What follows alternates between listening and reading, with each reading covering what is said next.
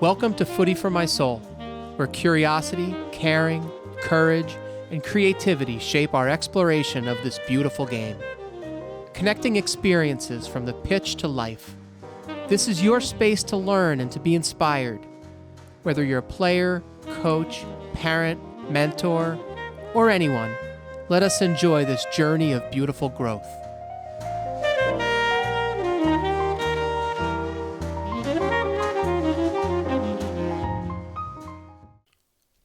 Welcome to Footy for My Soul. Today I'm thrilled to introduce Joe Ferrara, a visionary advocate for women's soccer and the founder and commissioner of the United Women's Soccer League, the UWS. Joe's journey is a powerful testament to the dedication and the passion required to elevate the game to new heights. Since its inception in 2016, UWS has transformed into a league that has reshaped the global landscape of women's soccer, with Joe's leadership providing opportunities for a countless number of players to develop, advance, and reach professional stages. In this episode, we explore Joe's work against a unique backdrop of the United States soccer system, a structure led by the U.S. Soccer Federation and predicated on a decentralized model. From the national teams to the collegiate programs, the NCAA, academies and clubs, and then the grassroots programs within the United States youth soccer system. Each level operates independently, creating a complex, multi-layered landscape. Within this decentralized system, youth development often relies on a pay-to-play or a feeder model, which poses both opportunities but much greater challenges. It's within this framework that UWS has established highest standards and best practices, successfully filling the gap in the development of female players between the collegiate ranks and high school and the professional ranks globally, with hundreds advancing in the US and Europe, adhering to international standards of excellence along the journey. We also talk with Joe about his own journey from a young footballer to an influential leader in the sport, shaped by an incredible environment of Springfield, Massachusetts, and the historic Lusitano Stadium. Joe's stories span both men's and women's soccer, as he currently runs a men's team and a women's team in the pre-professional ranks. He has the Western Mass Pioneers in the USL, and the New England Mutiny, a great women's team in the UWS. We're going to go through stories from the locals on the pitch to hosting the Chinese women's national team, to hearing a great story about Joe talking with an Italian footballing legend from Juventus and the national team as they reflect on the system in the United States. Joe's experiences provide a unique window into the interconnected worlds of soccer across different levels and different cultures. When asked, we shed light on the future potential for financial transactions between clubs to support player development. Concept widely embraced abroad. It could revolutionize soccer for men and women in the States. Okay, beyond the structural aspects, we reflect on the personal rewards of Joe's journey, sharing the joy he finds in seeing his former players evolve into coaches and mentors. For Joe, it's the beauty of that shared knowledge and experiences passed down from one generation to the next that drives his long-term commitment to the game. Through his personal stories and his broader impact on the UWS, this conversation celebrates resilience, passion, and community that shape the women's game. Join us as we explore how the UWS has become a launchpad for talent, a beacon of opportunity, and a force for elevating the game. Please don't forget to subscribe to Footy for My Soul. Please check out our website for merch or check out the Experiences Connected Journal, where we dive even deeper into these conversations. Thank you very much. Really appreciate it. Joe Ferrara, welcome to Footy for My Soul. Justin, thanks for having me. It's a pleasure. Great to see you. As a platform connecting the collegiates and high school, actually, into the pro environment, how many made it that had touched your league? In terms of professionally, I've had over 150 players sign professional contracts either here domestically or abroad. So we're very proud of that. countless number of collegiate players have played in our league, and as a matter of fact, about 70% of our players are collegiate players. So U.S. Europe, surely. Is it tilted more Europe, just out of curiosity? So I think it was 2016 when you began with the UWS.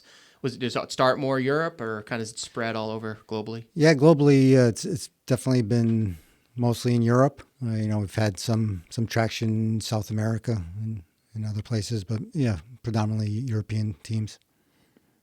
Coming out, and we'll get into the story and history in a bit, but coming out of the other leagues that you were a part of, as you were the founder of the UWS, sitting here, let's do some math, 8-9 years later, did you expect that number? Was that your objective when you created it? Did you think you'd have 150 players that make it to that level? No, honestly, when we started this project, the opportunities weren't as prominent as they are today. There was always the goal, obviously, of having the stepping stone to the pros. At the time, the focus was more WUSA, WPS, and now NWSL in our U.S. based leagues. Mm-hmm. But with the explosion kind of women's soccer globally, it took on a different realm in terms of being able to place players overseas. So interesting. We had a podcast recently where one of our guests was in La Liga doing tours in various clubs, and he was mostly in the men's side. And we asked the question, how the women's teams, kind of where were they relative to the men's team? So from a La Liga standpoint, in 2020, Real Madrid had its first women's pro team. Barca, 2015. NWSL, 2013. Just odd when you think about all the hundreds that came through, but then you think about, well, I played pro, but Real Madrid didn't even have a women's team until 2020. But to the point of the success, my understanding is in 2022, Real Madrid played Barca in women's. 2 years after Real Madrid's team started the team, had 90,000 people at Camp Nou. So it's just incredible the growth of that. Yeah, there's many success stories in terms of overseas. You look at even clubs like Sporting in Portugal, Juventus in Italy, Champions League matches drawing, well into thousands, as you mentioned. It's been an exciting growth spurt for women's soccer globally. Love to get into just some player names early. Alyssa Thompson being one of them.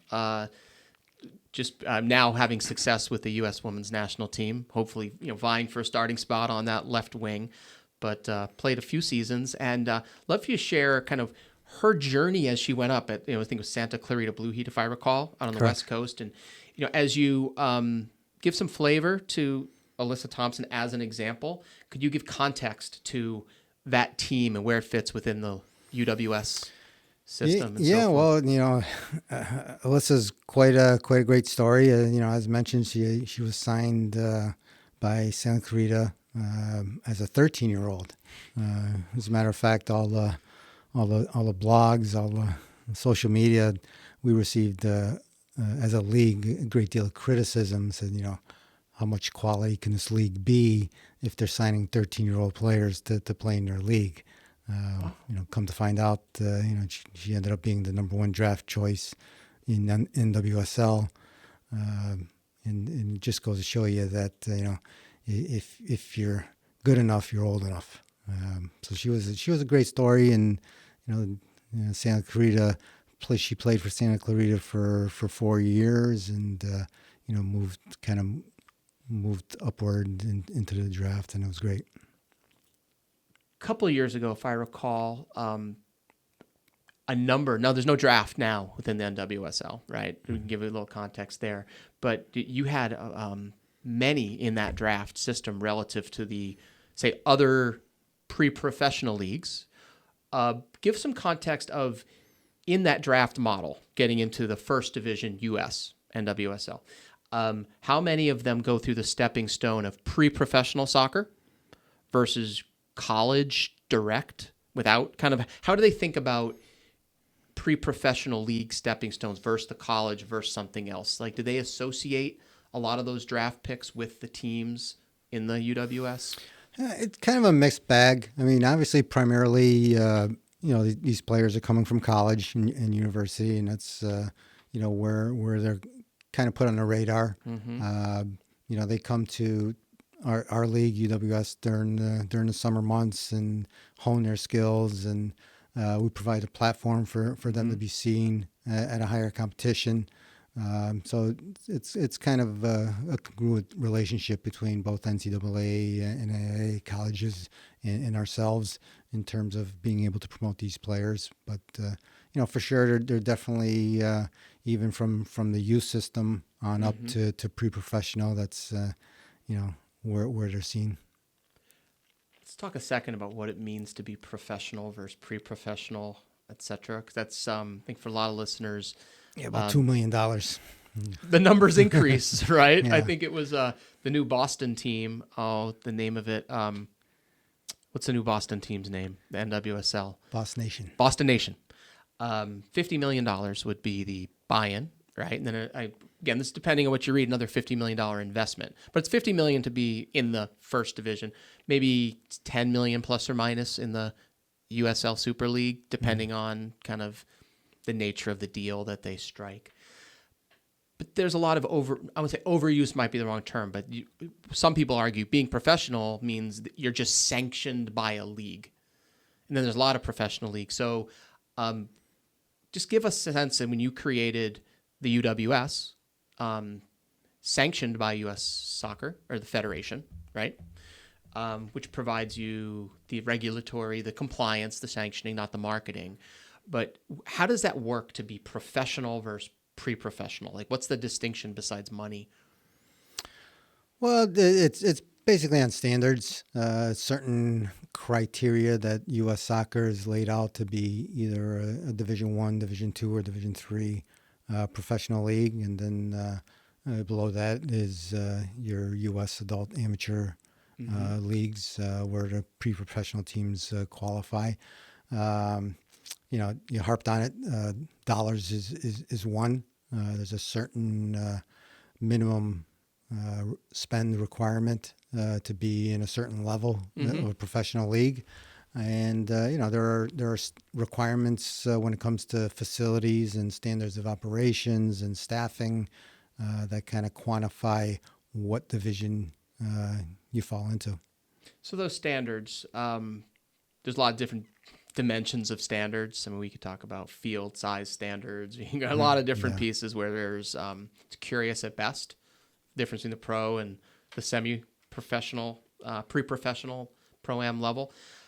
Your standards, when you created the league, pretty expansive. My understanding was that the standards I think it was 2015, when one of the leagues went bankrupt, and you, with some other partners, created UWS, standards were key to this driving. One is solve it, right? Create an environment for people, right? But then let's do it right. What were they? What were the driving forces, standards? Yeah, for us, for sure, minimum standards were kind of our rallying cry. Our motto basically is, although we're amateur, we felt that the women players should be treated professionally, that the community should see a product that looks professional, that feels professional in an amateur budget, really. So we felt, down to operations, down to facility requirements, what kind of standards you provide to players, nothing was, difficult to me. It's just a very conscientious approach to being a professionally run organization. Do you think the standards are understood outside of that down to the high school level or the grassroots level in terms of the common standards? Or, who does set the standards for soccer? And I'd love to ask this question with regards to other nations, but within the U.S., when you think about standards that filter down, there's one thing to set a great example and hope folks follow. I mean, they did. So what UWS at one point had 50 plus teams in the U.S. and Canada, all following the standards. But those standards you set, right? They weren't set by any pyramid standard above. Why do you? I'm curious. Or maybe I'm asking a question thinking I know the answer. Are there core standards the way you would just define them from the pyramid level all the way down to grassroots, or should there be, or what can we do about it? For us operationally, we'll look at certain standards or amenities that teams can provide their players without really, breaking the bank, so to speak. Even small things like showers in the locker room facilities, live streaming matches so players can be seen, whether it's here or abroad.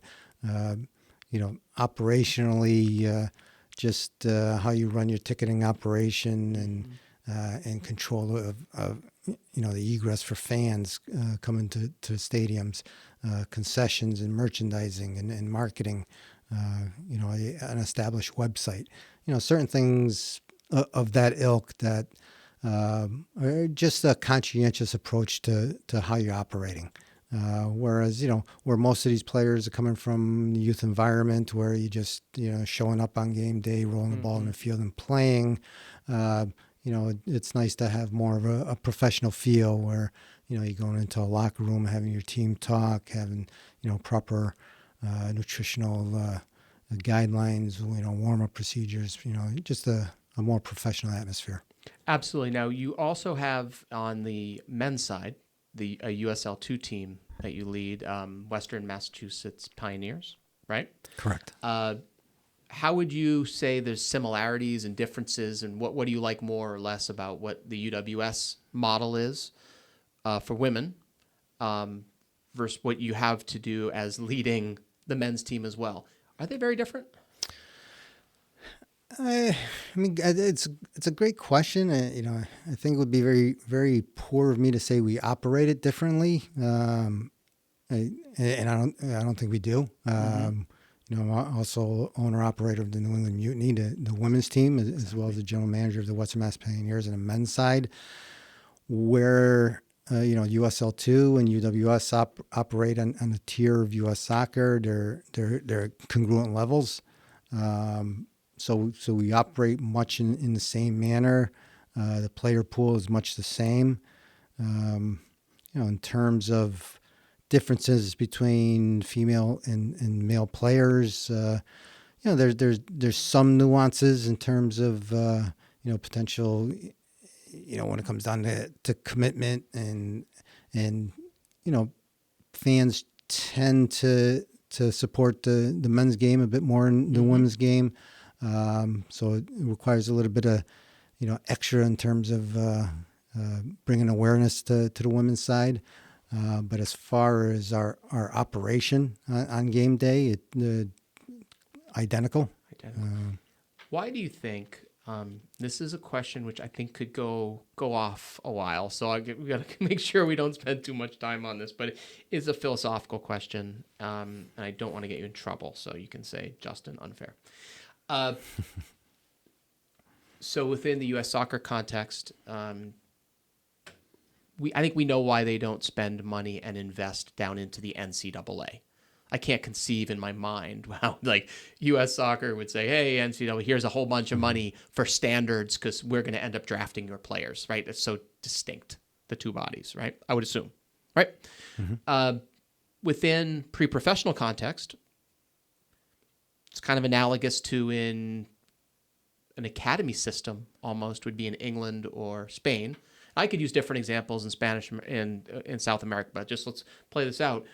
And I'm going to look at some notes here. In the UK, for example, the FA, the football league football group, with the government and the Premier League came together, and $168 million a year is invested into grassroots. And let's define grassroots as since there's not a college system there, they're investing into it for accessibility and infrastructure and marketing and support to connect the dots down. Okay. In Spain, the equivalent of the FA, Royal Spanish Football Authority, I believe, along with some venture capital, in this case private equity, has invested $2 billion. They won't give the number of years. Let's just say it's a couple $100 million a year. Same model, down into that grassroots connection. Again, facilities, accessibility is key, which again, we're not going to spend too much time on this, but the model has been from the government plus the pro plus the league down through into the pre-professional academy rank to them, right? For us, it would be UWS, and there's other leagues like UWS, WPSL, and W League would be examples, right? Similar. Correct. They would be pre-professional, not pro. Grassroots, arguably, just, high school kids have grown up and in college, they're playing at an academy level. So my question, and this is why it may be unfair, but I'm going to tee it up this way. Why do you think that the models have been tight connection with government and pro leagues down to grassroots in other countries, but not here?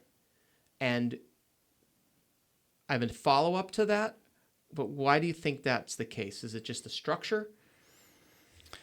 Well, the structure is much different than what you'll see in Europe.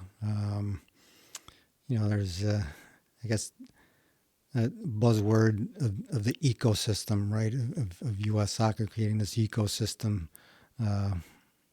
Definition of ecosystem is a collection of organisms interacting together. Sure. And when it comes to, our leagues, there's anything but that happening. Decentralized massively. Yeah. Continue. Yep. So, having leagues operate independently of each other with this competition is sometimes difficult for us to maintain, and maybe I'm part of that problem. But we would like to see more of that collective unity, not only from the pre-professional side, but from the professional side, from down to the youth level.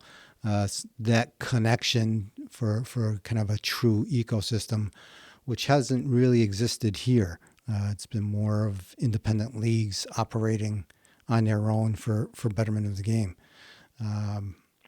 Whereas, in European nations, like you mentioned, there is more of that support. I remember a conversation at the time with Antonio Cabrini, who was the national team coach of Italy, who was in awe of the U.S. women's team. He had invited me there for a 3-day stage in Navarra to spend time with the national team and look at their operation. And then we started talking about my league and how it fits into the landscape, and I was discussed with him the different types of leagues and how they operate. And then he just stopped me mid-sentence and said, "Wait a minute, the federation sanctions these leagues, and they don't even talk to each other or have any relationship with each other." He goes, "Yeah, that's pretty much true." He says, "This would never happen in Italy." Well, it's shocking. And that was a statesman-like answer, because I'm sure you probably was more behind that, because it can be frustrating. Look, our goal is to make the game more beautiful. That doesn't mean we always have to agree with everything at the same point. We want to highlight things that could be more beautiful. Mm-hmm. And it is, to some, more beautiful overseas in other places because of that top-down, collaborative thinking. Some of these programs, when I was getting ready to spend time with you, was shocking. The names and the marketing and the collaboration against groups.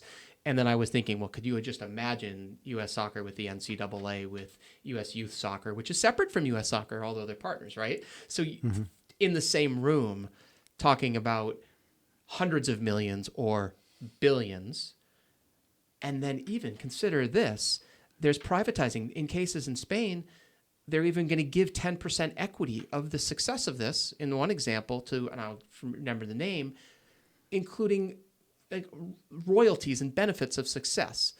And you would think America, with all of capitalism and how we believe, we'd be the first to, I won't say privatize, but include the capital markets. Think about that. But anyway, sorry. Yeah, no, I mean, it's a valid point. You know, the system here is much more different than there.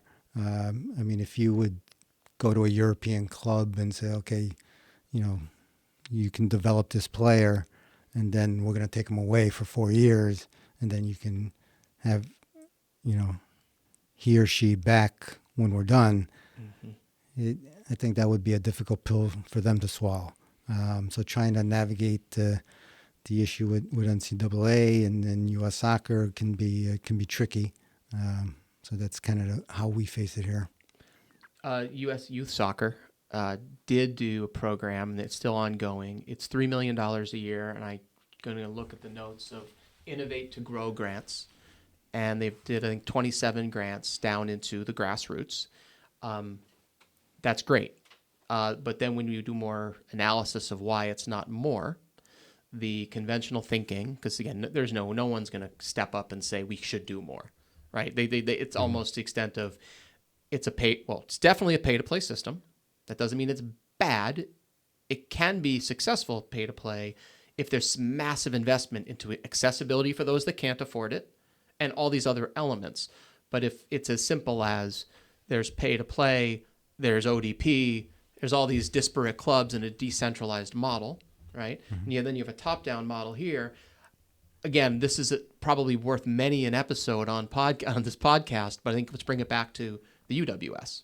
So the system's the system. It's not going to change. You're going to make the best of it without that collaboration. Where do you see it going? Let's go with this World Cup, a year and a half, a lot of microscopes, spotlights on the U.S. soccer system. I mean, Joe, even at some level, they're looking at the U.S. system saying, wait a minute, you just had a tournament last year with the South American tournament where all the pitches were at 70 yards wide. Those aren't even football pitches. So some negativity coming in that we're not even playing on proper size fields. Do you think, in the context of let's make the best of this, but we are about to have the microscope on our system, what do you see playing out over the next couple of years with the U.S. system? Will anything change? Will there be modest, small improvements, or is it business as usual? Yeah, you know, the speaking on the women's side, right? There's the seeing all these nations now taking women's soccer seriously, and the leap that they've made in catching up to U.S. soccer who's kind of been the standard for so many years, right?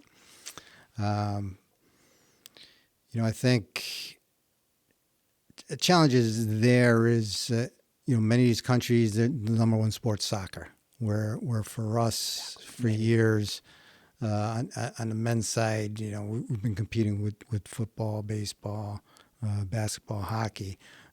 So that's why the prevailing thought is, although we're a large country and we haven't had that success on the men's side, it's due to a structural issue.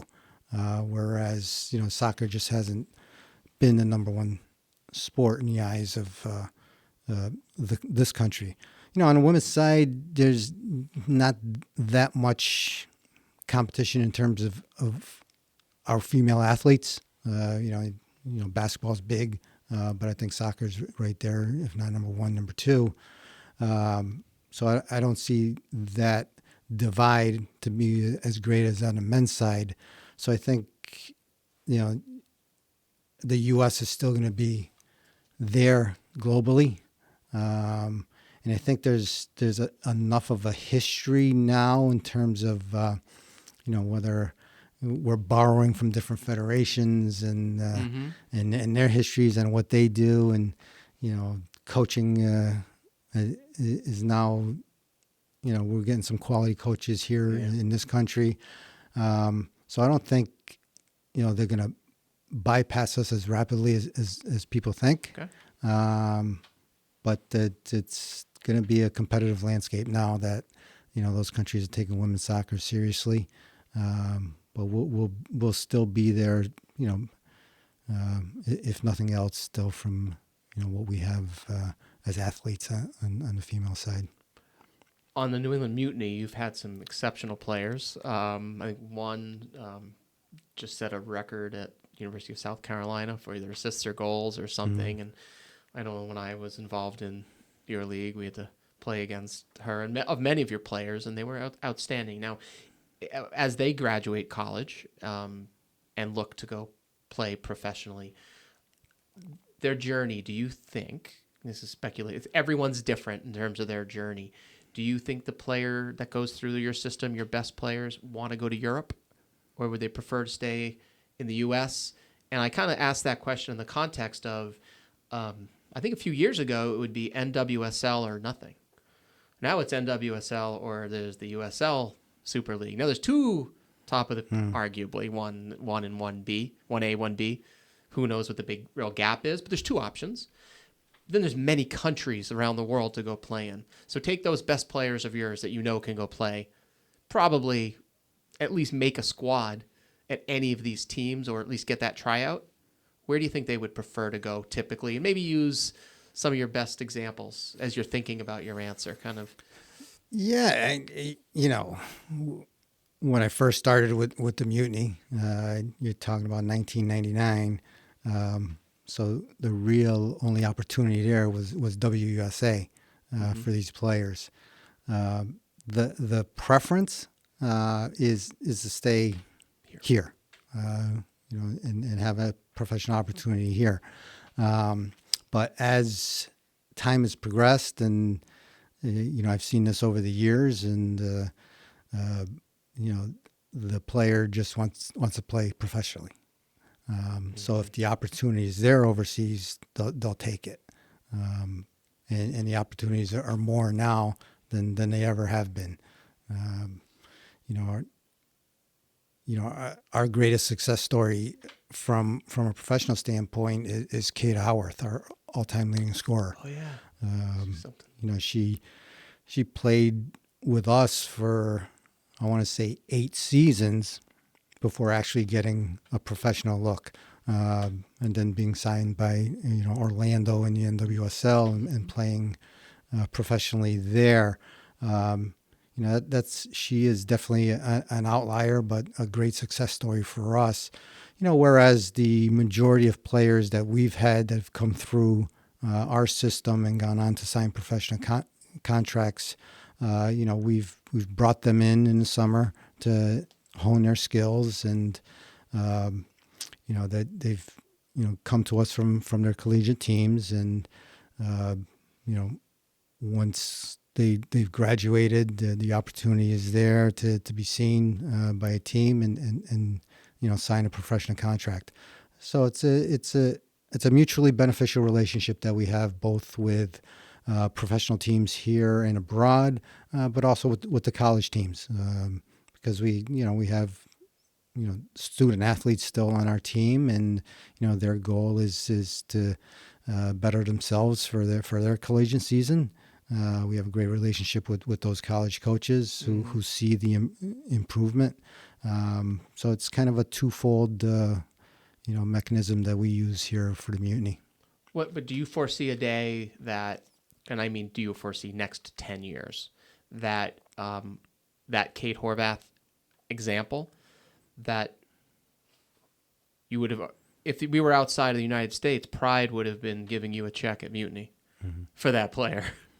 But as a stepping stone, Pride isn't giving any money, I don't know where she went to school, but her college, nor to Mutiny, and they just got that player. Do you think we're going to see that in the next 10 years? I mean, that's the direction I believe it's headed in. That's the quote unquote next big thing for not only clubs like ourselves, but even the youth clubs who have developed these players. So yes, that's the next step, and I do see that happening for sure. It's a tough one. There's so many structural changes that have to happen. to get there. And I think it's good. I mean, we want that to happen. So what does a player do? And let's just take a high school superstar versus a college player that may not know of the United Women's Soccer League. How do they find out about the teams and the clubs? Do we assume that all the coaches of the big programs, and I mean, there's 500 D1 programs, and I mean, there's hundreds and hundreds of schools that have a soccer program. The funnel from them to the 40, 50 team, however many teams. But then there's two other, actually do that, Joe. The context of the number of pre-professional teams across the group at various levels of standards. You can say, right, there's yours and those with maybe lesser standards or more numbered than quality. But how many pre-professional options are there? And then how do those players and coaches, those college, iterate with them? What's the best practice? Are there ties between a school and you? Like I remember, like you had all these players from UConn. Well, get the UConn. All the best players are going to go play for Mutiny. Maybe it's local, but you had players from way outside your region. So what's the connection? Yeah, well, first and foremost, there's I would say over 200 pre-professional teams and with a footprint all over the United States and Canada.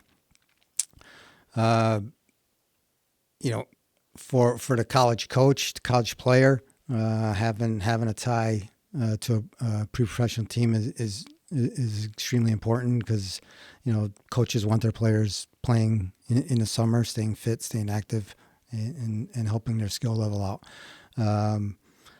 Obviously, for us, it makes sense to have the relationship with a college or university that's closest to your home stadium, because that's where you train, and geography is very important in terms of being able to get to practice, and then you add a housing program to supplement your roster.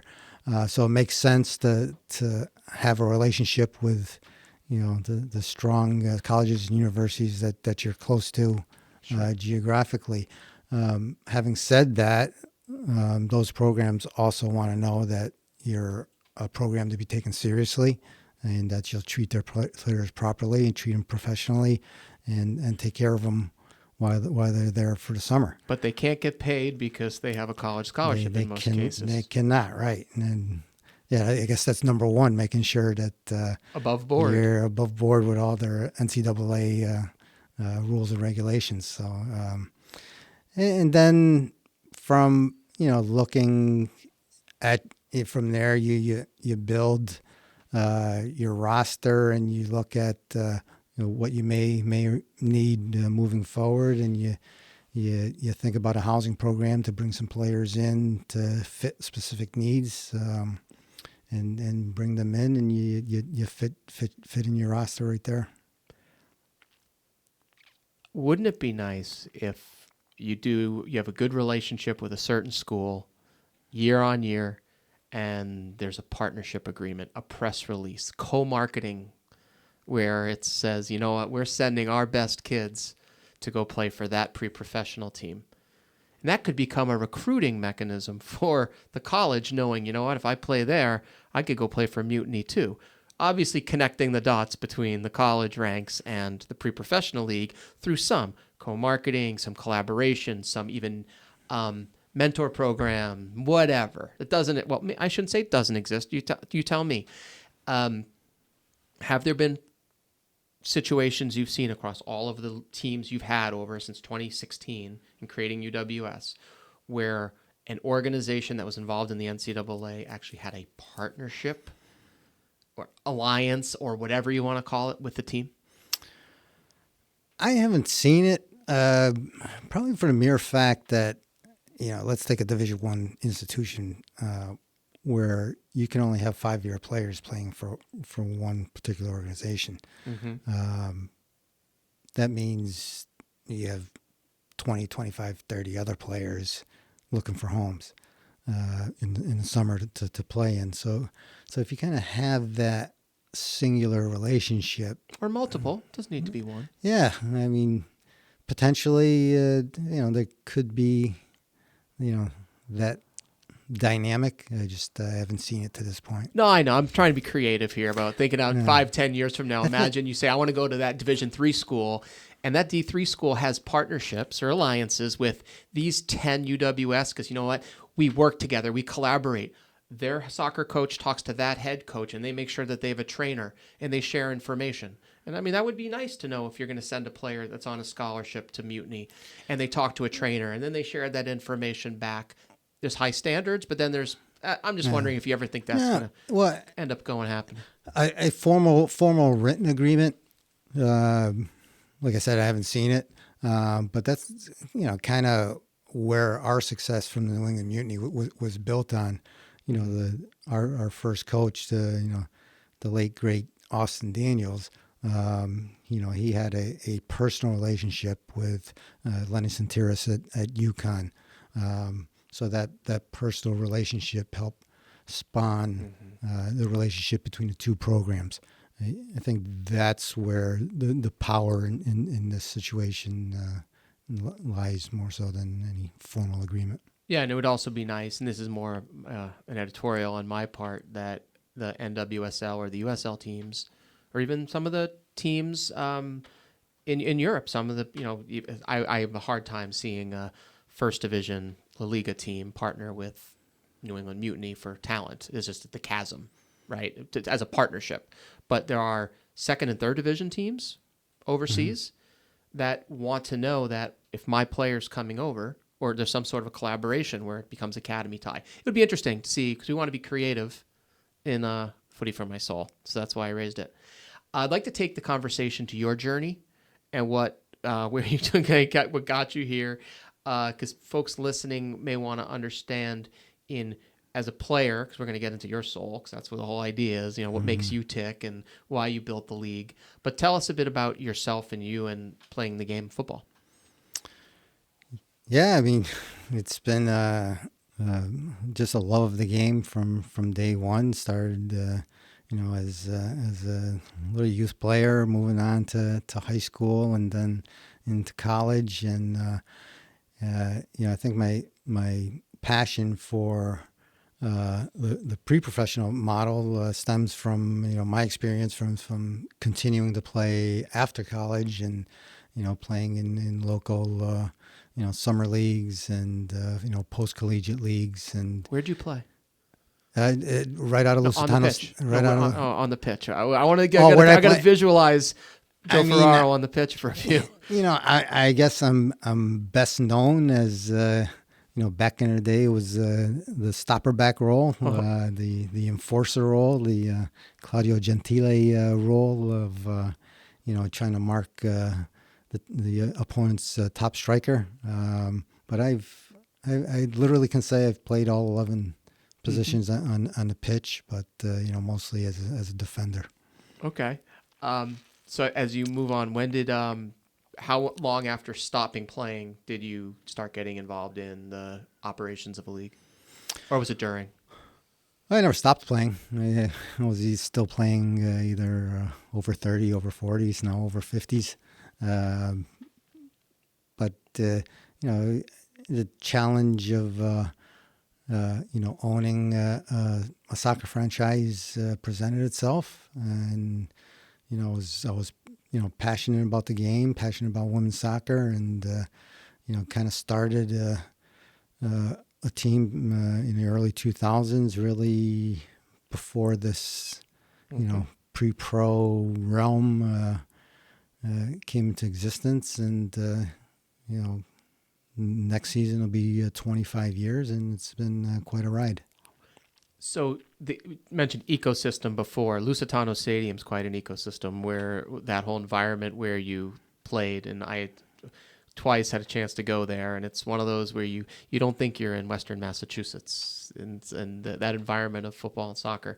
How much of playing around there led to just sometimes it's good to be in the right time, the right place, with the right environment to build this? You could tell folks listening about Lusitano and how that affected kind of your play and building this out. Yeah, no, I would say it has had a huge impact. The stadium itself, it's the oldest soccer stadium in New England. but it just the feeling you get, and I kind of, entering the stadium, it's a different feel. I kind of got, when we went to the national championship with the Mutiny, we played at the Kezar Stadium in San Francisco one year for the finals. And I remember there, to get to the pitch, you have to walk through an underground tunnel, and you walk onto the pitch. That type of feeling that you get is just different than, your typical high school or college stadium that's, usually got football lines painted on it. But here at Lusitano, the stadium is surrounded with concrete walls. It has a European feel to it. It has a pavilion that serves, alcohol and concessions, and you have the music playing. Just the whole feel with the locker rooms beneath the stadium. Underneath, it's just gives you a different feel. And moving there in Mutiny in 2019 was probably the best move for the organization, just because it brings a different dynamic. And the community comes there, not just for the soccer, but comes together as a whole for an entertaining evening out. And it's just a great dynamic atmosphere that I'm proud to be a part of. People get very annoyed with me when they watch football because I chirp quietly too much. I'm always talking under my breath and analyzing everything. A couple of things I analyze, and I'm going to get to the pitch. That's the point here. My analysis of the size of the pitch and the quality of the grass and the caretaking of that, I care about it probably too much, where people are like, you're crazy. But I'm going to go into my crazy. I've been there twice, and I remember it was 120 by 72. Am I correct? Correct. Okay. So for those listening, the Emirates, Anfield, Camp Nou, they're 120 by 74. That's the largest, by the larger, 75 yards, depending if you meters, yards, for football pitch. In America, you mentioned football. It's got me thinking about it. American football fields, especially those around the track. Most of those pitches are 68 yards wide, and it's often then 110 long. Depending on at some cases, you're losing 20 to 25% of the surface area to play this beautiful game on by having a pitch of a certain size. If the game makes so much of this game is about manipulating space to make great soccer, it's hard to do when the space is taken away. So, backdrop on that. In your league, standards and so forth, and maybe this is, I'll give you credit, you try to have the stadium standards. Often they're not met by certain groups because they can't, because in the U.S., you don't have that culture where it's like, wait a minute, we're playing football. Mm-hmm. It's got to be 120 by 70 or 72, 74. Like, you wouldn't put it under 70 because there's no space. It was not even a thought if lining a field. Lusitano, beyond that, what you described, the quality of the pitch, the size of the pitch, do you think that, again, I already said I'm crazy because I care a little too much about this much. How big a deal is that to you in the standards of making sure we're playing on a pitch that's appropriately sized to play this game?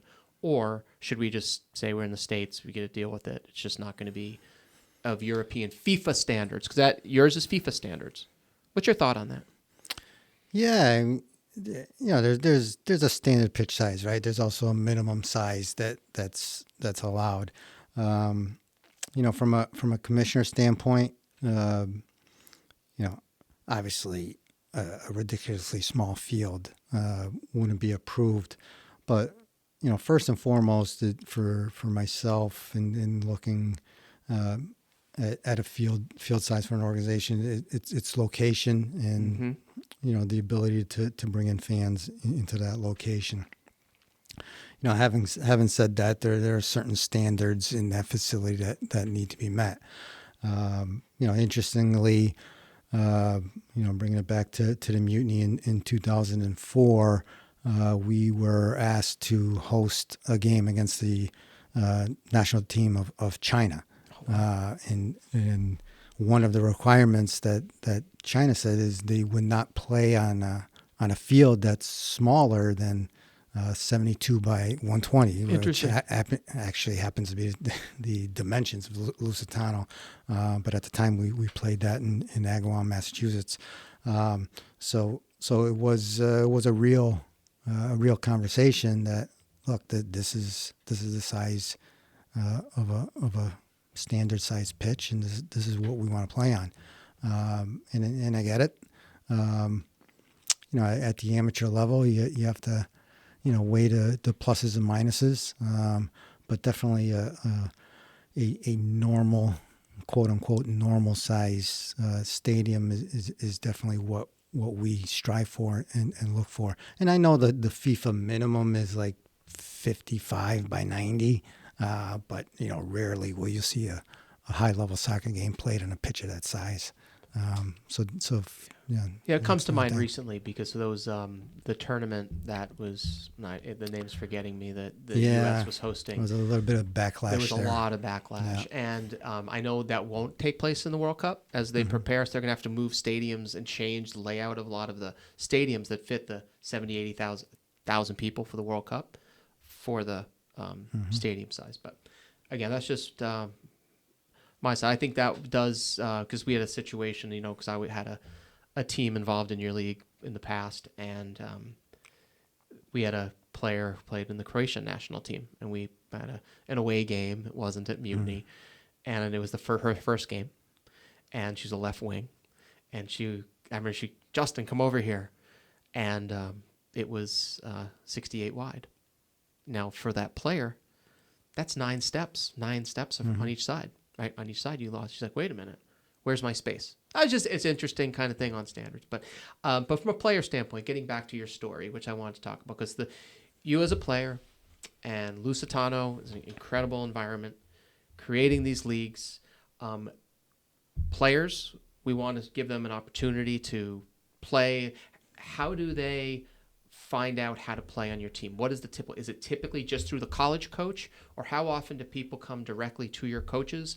Because if I were to think about all the teams in the league, it's hard to just be known. Like, how do you get found? So I guess the context of this would be high school players go to ID camps, so the college coaches will see them. Okay. Now I'm a college player. I get the sense that the coaches at the end of a season, like they all sit down with their players at the end of the year. Well, what are you doing in the summer? How big of a conversation is UWS versus others? It all depends. What does a player do? How do they find out? How do they typically come to you? It varies from organization to organization. Once again, talking about the mutiny, is because we've been in existence for 25 years. When I have conversations with other expansion teams who are trying to figure out ways to look for players, it's sometimes not an easy conversation for myself because we don't conduct tryouts. Because we've been there for so long that kind of all the either through word of mouth from former players or the college coaches in the area, they know who we are. So in terms of trying to find homes for players from other teams, it's much more of an issue where you're holding tryouts, you're reaching out to college coaches to inform them of your program. Nowadays, though, there's the advantage of having social media, and a lot of our teams are on social media promoting their programs, and a lot of kids, find teams on Instagram or X, and it's just a matter of just getting the word out somehow. Do the players with the name, image, and likeness getting paid? They're allowed to receive some compensation, and that would be can you talk a little bit about the economics of that relative to if they can't get paid with if you're playing in the UWS or any of those pre-professional, might get housing, might find jobs, and so forth. Any situations where any of the players get sponsored, or are they not allowed to be sponsored because that would then, from a name, image, and likeness standpoint, or would that violate the Right? NIL is something rather new to us. First time I've seen it was last season with a couple of our players. Mm-hmm.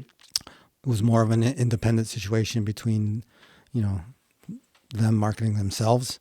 But for us, we're still in that stage of, NCAA guidelines. So let's make sure we're not violating anything, because the last thing you want to do is ruin any relationship with any institution. So this is how we're going to play it, and what players want to do on their own with NIL is surely up to them. If you were to have a meeting where you had the keys to the castle of making the whole system work, I should have prepared you for this question. This is a big one. But all of a sudden, Joe Ferrara, you are the king, and you're going to have a round table, and you're going to facilitate a conversation. And then, of course, as a good leader, you'll let everybody speak. But ultimately, we're going to solve this. And what I mean by solve this was we're going to connect the experience from the pro down to the grassroots.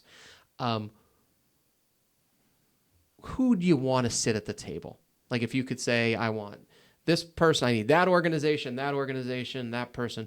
Just let's spend a couple minutes and talk about who we want around that table if we can facilitate that. Context, I want to be super creative and say, let's start the conversation of collectively, right? People that listen to Footy4MySoul, we want this group to talk and come up with solutions and be creative and do things together. So if you're setting the agenda, who's around the table? Well, look, for me, my rallying cry in the women's game is to have a women's Open Cup. You look at other countries with the smaller history than what we have, and they all have these women's competitions amongst all their leagues.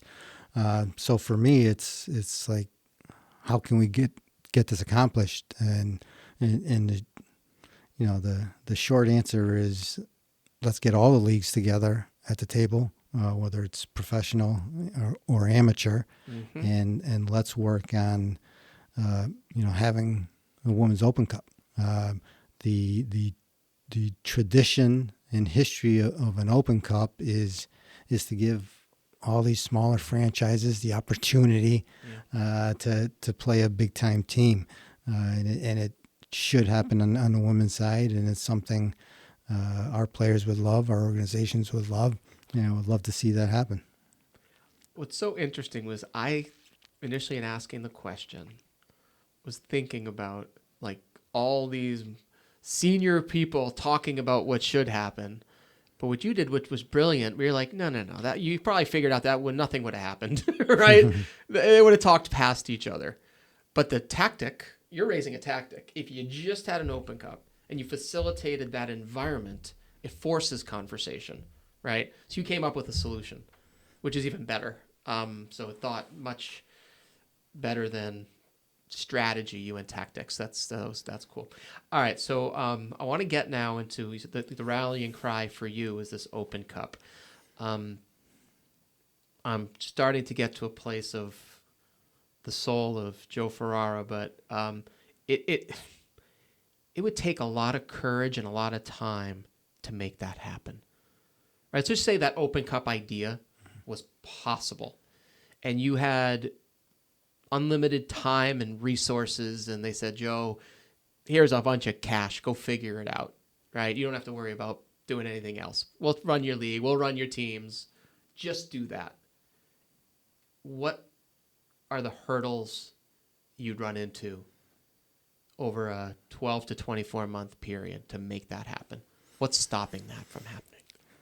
Well, fitting it into the calendar, I know some of the teams may not have the bandwidth to play outside of a summer season. Logistics, okay. Getting the pro teams who are, really, many still in their infancy in terms of trying to figure it out on their own at the professional level. Now adding something like this to their plate in the calendar might pose some challenges. So NCAA wouldn't want it, so we could start there. Right. Yeah, it would impact the money. Would have to dance around their calendar as well. So yeah, okay.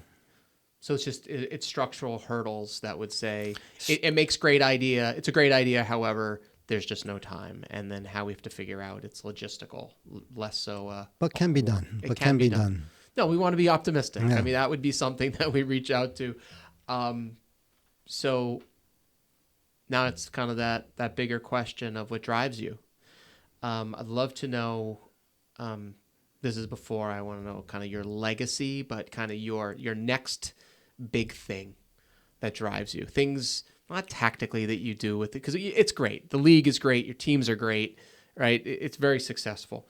What is kind of that next thing that you want to do that is, I want to say transformational, but innovative, that moves it? Is the Open Cup an example of that next thing you want to drive, or is there anything else that kind of drives you over the next few years that you want to do? Definitely I would love to see that Open Cup come to fruition. But my driving force has just been, the players that have come across my path and seeing them develop and advancing. And as long as we're doing that, either at the club level or at the league level, that's why I'll stay in it and maintain doing this, because seeing those players move on to the higher level is gratifying and rewarding. Any new projects that I do come up with would just have that end goal in mind, and just betterment of any player that comes across our path. Sure. So then we're going to end on this. When the heart's not ticking anymore, and your legacy to the game, I would like you to think about the players, the coaches you've impacted, and strip away the Joe cared and Joe did good stuff, but more what Joe Ferrara was all about, like the reason you did this versus other things, and that kind of legacy to soccer in general. What do you want that to be known for when they think about all the things you've done in the game? Set aside what you plan to do. What you've done thus far, what do you want it to be known? How do you want to be known? Yeah, just someone who always was professional and passionate about not only the game but us as individuals. Prideful that I've maintained many personal relationships, and had the honor of meeting so many great players and coaches and administrators. Having friendships with some of the pioneers in women's soccer before people even knew what women's soccer was. The coaches that have come across my path who've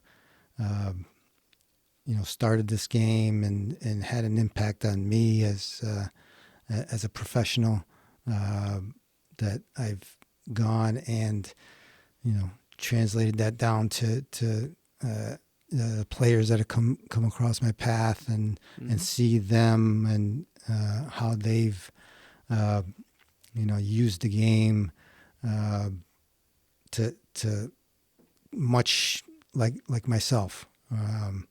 It was strange to see myself recruiting players that are going to an institution, to a coach who played for me. Yep. You know, seeing that evolution and sitting back and like, It's you know what? gratifying. You know, first of all, it tells me how old I am, but also it's like, you know what? That's kind of cool. It's kind of cool to recruit a player who's going to go play for someone that played for me. Well, and it's the impact, right? So I look Yeah. at just to summarize from I'm very appreciative of your time here. I mean, think about you've made the game more beautiful. We've talked about things that you want to do to make it more beautiful. And, you know, the reason we create the podcast, I look at it from the context of kind of a player have learned something today? Absolutely. Coaches? Absolutely. A caregiver, a parent, or a mentor? Hopefully what they've listened to and learned. And one, learning about just pre-professional. But more important is, you know, how important it is. And just an honor that you spent time with us. So hopefully someday you come back into another one. Thank you so much for your time. Thank you.